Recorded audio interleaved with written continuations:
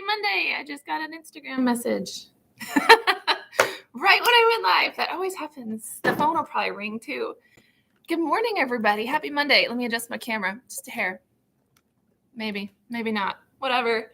It's so good to chat with you on this Martin Luther King Day. We are here in the studio. I have a couple messages.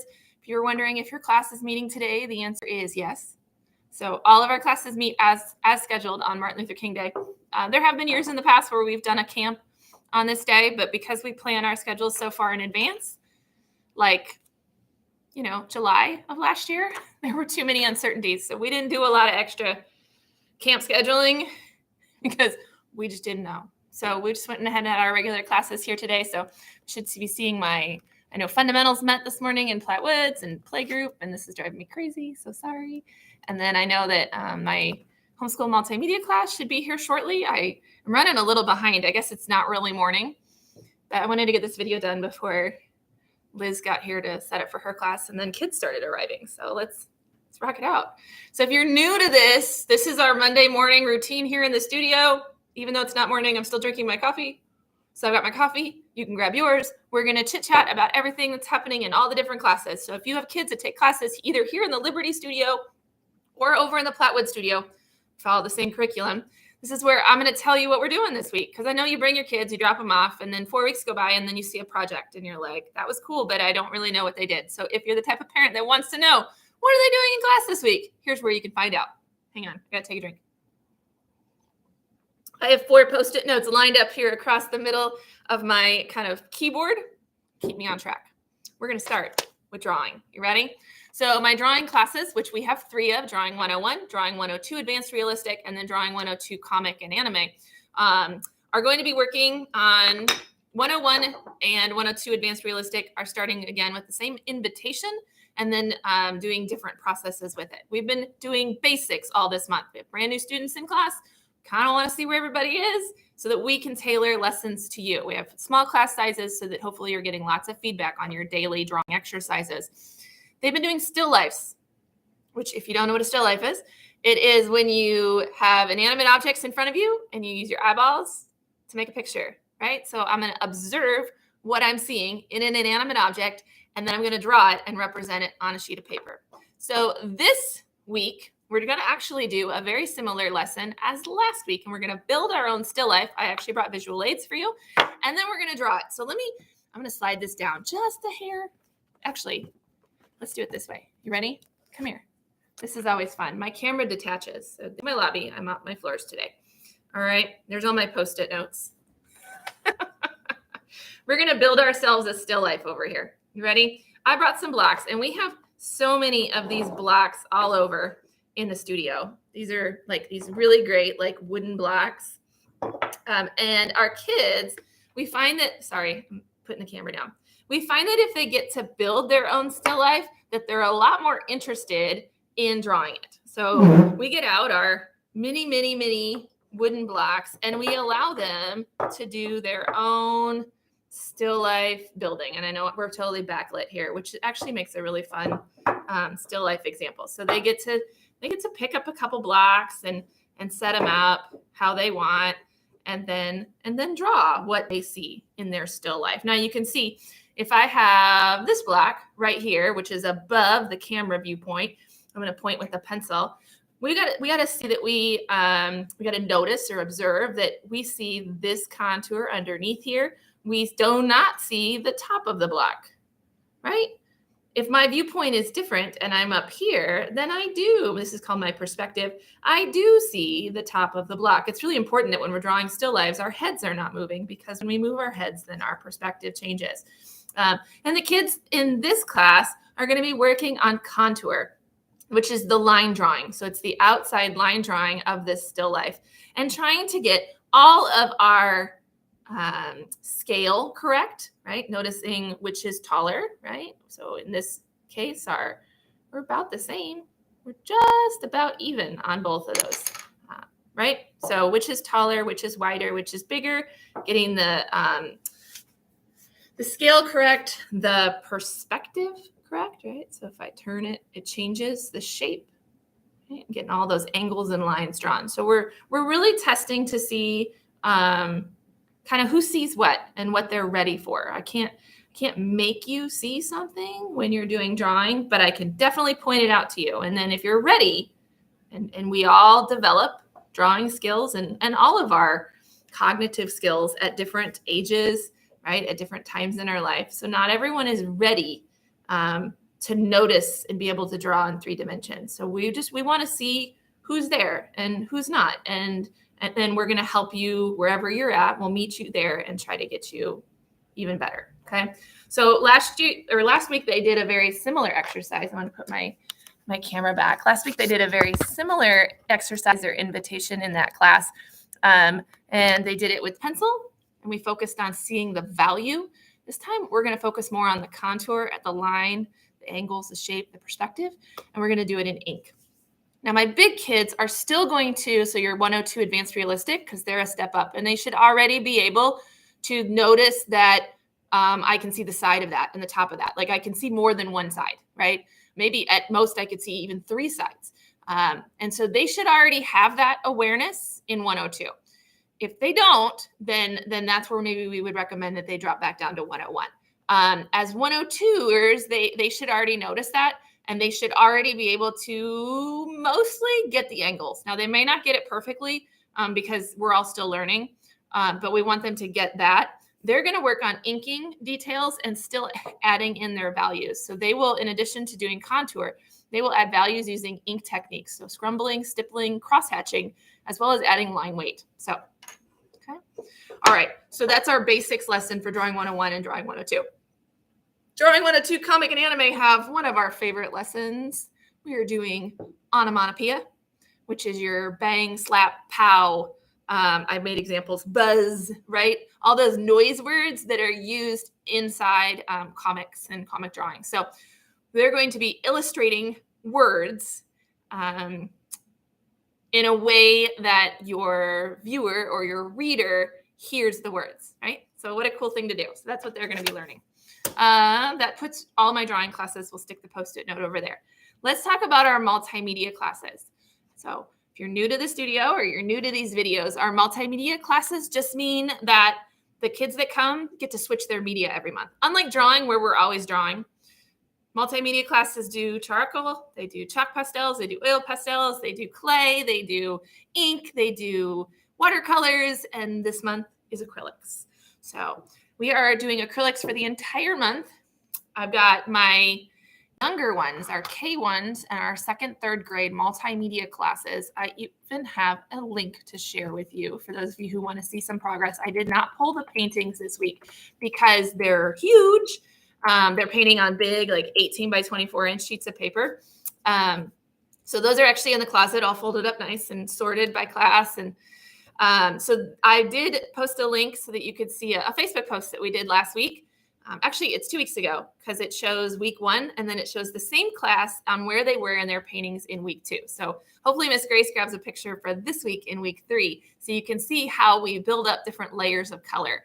So the nice thing about being able to do this project over 4 weeks is that when we paint abstract with these kids, it dries in between each layer. So that means that we actually get to see the progression. You'll still see the bottom layer when they finish, right? Top layer may be the most like in your face, but you'll still see all those different colors and all those different layers. So, and because it's dry, it doesn't all mix up and make, muddy colors. We've got some gorgeous colors happening in pattern.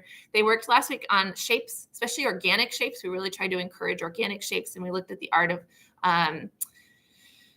who'd we look at? We looked at Heather Day and Carolyn Gavin, and there's another one, I can't think of her name, but contemporary artists who paint in abstract ways. So very cool stuff. If your kiddos talk to you about it and you're like, I don't even know who this person is, and you want the link, we'll send you the links. Let us know. All right, let's move on to our older kids. So 4th, 5th, middle school, high schools are doing pet portraits. And it doesn't really have to be a pet, but we say pet portraits because alliteration is cool. So it could be any animal, but it's definitely shoulders, neck, and up is what we're looking for. They are working from photographs. So they had to either bring in a photograph of their pet that they're painting or go to Google Images and pick out a picture. Okay. They spent some time getting all of their drawings done on their canvas. And I don't have the photo references because they're actually in their journals. But this artist would have looked at a picture of her animal and then made the drawing on the canvas, which is harder than it seems, because you think you can erase on canvas, but you really can't. Not very well anyway. So this was the challenge right here, because this is not a drawing class. This is multimedia. So we have to use drawing skills in a lot of different art mediums. Knowing how to draw will make your life easy. So this was step one. And you can see after we got it in the right scale, we wanted to make sure it was big enough, right? You don't want to draw it like this big. Otherwise, the feedback you get from your instructor is, hey, maybe that should be bigger. And then we have to get the background painted. So we started blocking out some background. This week, we'll start blocking out actually in the interior. We'll get a lot of color mixing happening in our pictures, because animals are not one color. So lots of great tints and shades, and hopefully lots of complementary colors, because those are fun. You can see this person, not a pet. I don't think anyone has a pet peacock. I could be wrong. But we've got a beautiful peacock that's happening right here. And I love that they chose gold, or it's not really a gold because it's not metallic, but an ochre, like a yellow ochre for their background, because this brownie, golden, yellow, orange is a complementary color to that purple and blue that happens in a peacock, right? So lots of color theory happening, and I just adore it. Some of our kids will take our pet portraits and go very realistic with them, and some have decided to go very abstract, and lots of great color. So if you saw the watercolor giraffe that I did last week, something like that, where it's still very noticeable of what animal it is. It's not like what the K1s and the second thirds are doing, where it's a non-representational piece of abstract art, but where we kind of take those colors and stretch it into like your abstract expressionism. Okay, little Franz Marx is usually the artist that we look at when we want to inspire our kids to paint with unusual colors for their animals. But it's up to them. It's always up to them. It's always their choice. So they will be working this week on bringing those paintings to life. I've got that posted. All right, let's talk fundamentals, and then we're just about done. You guys are hanging in there with me. My fundamentals class, so that is our preschool class that meets for 90 minutes and gets to do all sorts of amazing things. It is our light and dark and Van Gogh and landscape months. We always have kind of an art concept that we're working on. We're always working on in our history concept, and then we've always got kind of a focus. So kind of our values, right? This light dark idea is something we're learning, and we're also learning what landscapes are. So, the sky touches the ground. Who knew? What a horizon is. And then we looked at the art of Van Gogh, because a lot of Starry Night, right? So our fundamentals class is the last class of the month of January for our preschoolers, because they only meet 3 times a month. And we are reading the book Flashlight. Our art in our big classroom will be done in the dark. So we'll turn off all the lights. We'll hang up the black curtain here in Liberty. Platwoods doesn't have to worry about that, because their big classroom is already blacked out. But we'll black out the room, and they'll make art by flashlight. So we'll be doing some shadow and shape tracing, and then we read a book that's all about finding things with flashlights, and we make art in our journal by flashlight, and it's super fun. And then we'll go into the classroom, and it'll be the last week of exploring art in the dark. So we'll have our black light room set up, and then the next time you come in February, it will be back to, all the lights on and a brand new month. Okay, so fundamentals classes, we're looking forward to wrapping up the month of January with you guys this week, and then you will be off the week of the 24th, and we will see you in February. Sound good? All right, I've got to talk about some sewing stuff. So sewing class did not meet last week, and some of you guys, the 8 of you that are in sewing class, you know that because you got an email. So this week, they're going to be working on getting those penguin plushies cut out and started sewing, so that hopefully we can finish them in the last week. If for some reason that's not enough time, we'll schedule a makeup for that class. I want to thank that sewing class for your understanding. Just like the rest of the world and the rest of the workforce and everybody in education, there are only so many substitutes. And so we are just as affected as the rest of the world by the Omicron variant that is just coursing through Kansas City. So when we have ourselves showing symptoms, or we have our kids showing symptoms, or we have to find substitutes for the classes, and we do our darndest to find somebody who can come in. At any given moment, there's usually only 2 of us, or maybe 3 between the 2 studios that are already not working. And so there aren't a lot of options. We're not a big staff. And if we can't find somebody, that's our plan right now, is to just cancel that one class and work to make it up.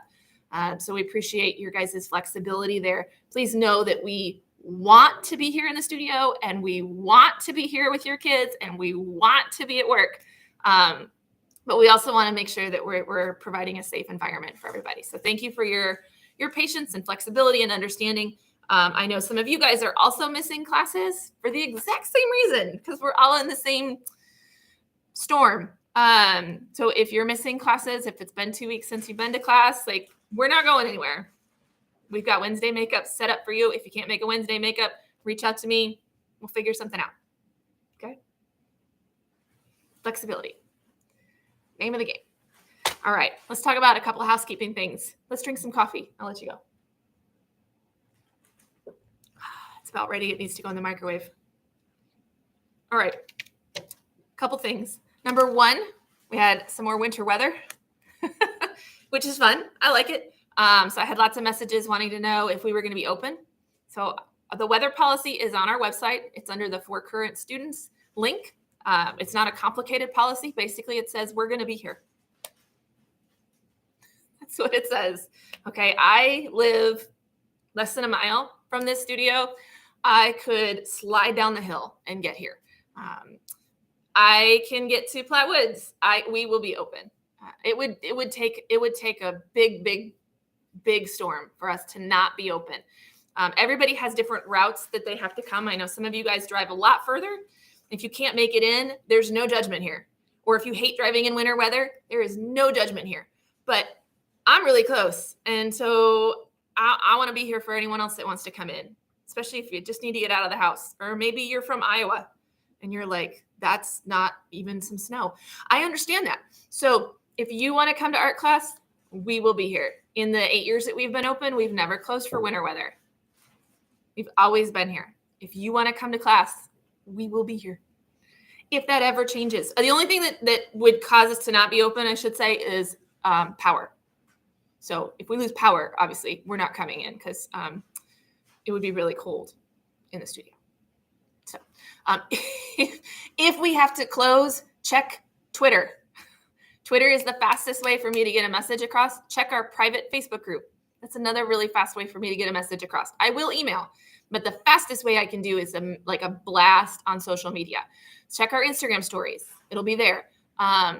If you are in classes and you're wondering if you're even meeting, check those places first, because that's where it'll go first. And then I promise, check your email. You'll get an email. It's just not the fastest way for me to get messages. Okay? All right. You can call up here too. But I don't know if it would do you any good. I'll try to, if I can get up and change the voicemail message, I will. Like right now it says, it's Martin Luther King Day and we are open. Cool. All right. Note on weather. Next up, spring break camps. Hope you saw that they are posted, and we are doing, I think the most exciting one, we're doing graffiti camp again. So if you want to come spray paint, that's the camp for you. Registration opens February 1st. Space is limited. And then the last thing to talk about is the summer sneak peek, which is happening. Getting a lot of messages about summer. Everybody's in the mood. So the camps and the other programming, which I'm not going to mention because that's tomorrow's sneak peek. The other programming that isn't a camp. So the sneak peeks are happening this week. We're going to have 5 sneak peeks for you Monday through Friday this week. They are already scheduled. I am so ahead of the game, you guys. They're already scheduled on social media. They are already scheduled in your email. So if you want to receive the sneak peeks to your inbox, there's a spot on the website where you can sign up for that. It is just on the homepage of the website. You just go to summer, and it talks about, here's where you can sign up for notifications. So if you would rather get your information not from Facebook, not from Instagram, but rather from your inbox. That's where you can go and get those emails. Otherwise, it's on social media, and you can see the first of the sneak peeks was posted this morning at 9 a.m. And you should go check that out. You can also, as it is posted, if you would like to, you can join the wait list for that particular piece of the summer puzzle. And that way, when it opens, you'll be notified. So summer registration opens March 15th, unless you are a Studio Club member. And then it opens March 1st. So, yeah, that's how that works. And then Monday morning, next Monday, the 20, somebody help me out, 24th, right? That's when all the summer stuff will be on the website. So we're just kind of previewing a little bit here and there for this week, because it makes my job easier to do it in bite-sized pieces. It forces me to not procrastinate and have it all, Sunday night, where I'm trying to get it all on the website. So Monday morning is when everything will be available for you to look at. You cannot register, but you can look at it and you can see it. And then registration opens in March. Cool. That's it. That's all my Post-its. If anybody needs anything from me, you know where to find me. I am here. Best way to reach me is a DM to Facebook or a DM to Instagram. I'm super duper fast. Okay. If you DM me there, if you email me, I'll get you back within a day, but not as fast as I am on social. And you can call here too, but phone's on silent. So cool. All right, everybody. Have a wonderful rest of your Monday, and I will see you in the studio soon.